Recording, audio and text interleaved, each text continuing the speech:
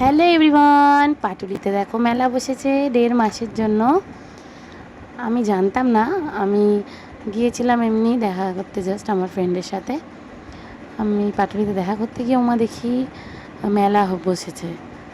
আমার তাই জন্য মেলা বসেছে জানি না বলে সোনাইকেও নিয়ে যায়নি, তাই গেছি বলে তাই একটা ছোট্ট ভিডিও করেছি। তোমরাও যারা যারা যেতে চাও অবশ্যই চলে যেতে পারো। 1.5 মাস থাকবে মেলাটা, আমি জিজ্ঞাসা করেছি।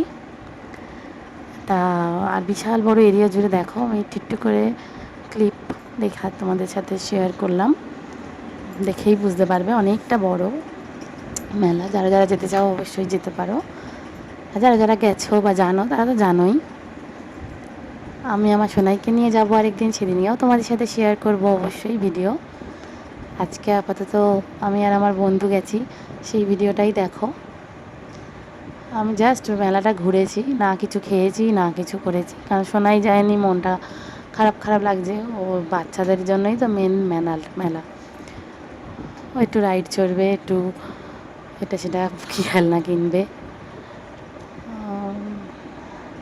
এই মেলাটা যদিও সবার জন্য, অনেক কিছু দোকান বসেছে, শাড়ি, কুর্তি, জুয়েলারি, আর বাচ্চাদের জন্য তো বসেইছে রাইড।